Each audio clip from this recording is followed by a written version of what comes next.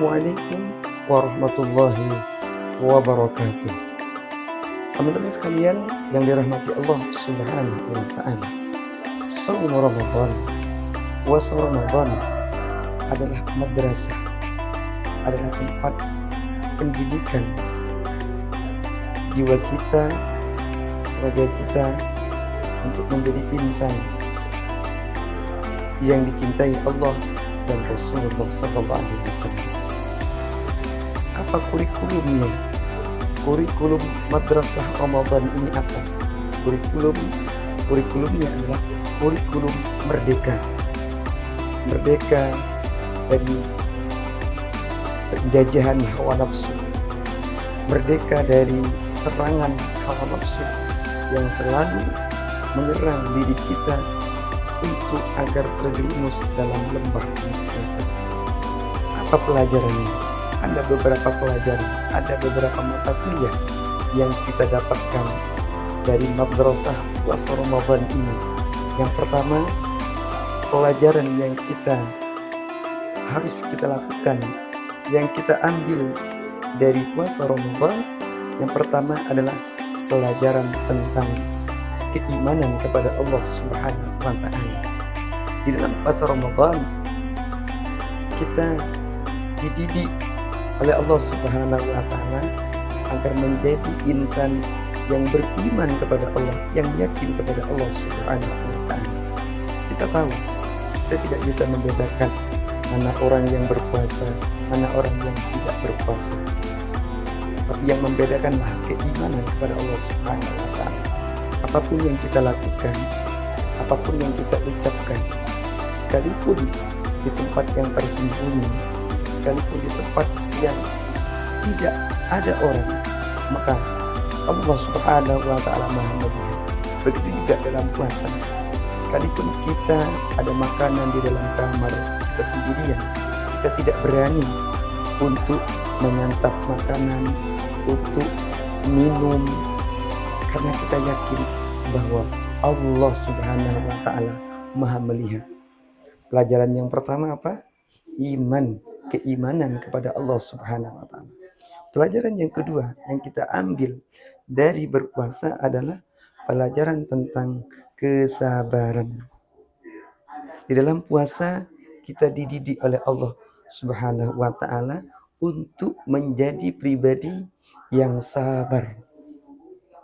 Mulai dari terbit fajar sampai terbenamnya matahari, kita dilatih oleh Allah Subhanahu wa taala, dilatih sabar untuk tidak makan, dilatih syahwat menahan diri untuk tidak makan dan tidak minum. Sekalipun kita ada makanan di dalam rumah, kalau bukan waktunya, kalau belum tiba waktu maghrib, kita tidak berani untuk makan. Sabar, nafsu diri kita sabar untuk tidak makan, tidak minum. Bukan hanya makan dan minum, kita sabar, diberikan kesabaran untuk tidak memiliki hawa nafsu, tidak melampiaskan marahnya kepada orang lain dengan pada saat kita puasa. Bukan hanya pada saat puasa, dan selain kita puasa, kita dididik oleh Allah Subhanahu wa taala untuk menahan emosi, menahan bisikan-bisikan nafsu yang menjerumuskan kita ke dalam lembah perbuatan maksiat kepada Allah Subhanahu wa taala. Kemudian yang kedua, di dalam puasa ada pelajaran tentang kepekaan terhadap orang lain. Ada pelajaran tentang sosial. Kita bisa merasakan penderitaan orang yang lapar, orang yang haus, yang kekurangan karena tidak ada yang dimakan. Dengan ibadah puasa, kita bisa merasakan penderitaan.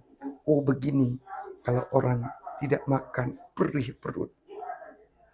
Menumbuhkan kesadaran diri apa yang dirasakan oleh orang lain, sehingga kita akan muncul untuk membantu orang lain. Makanya di dalam bulan Ramadan Rasulullah SAW memberikan pahala yang sangat besar kepada orang lain yang sedang memberikan buka puasa. Bahkan man fattara iman, kata Rasul, siapa orang yang memberikan buka puasa kepada orang lain, maka pahalanya sama dengan orang yang melakukan ibadah puasa. Itu pelajaran yang ketiga. Apa pelajaran yang kedua? Pelajaran yang keempat adalah pelajaran tentang kejujuran.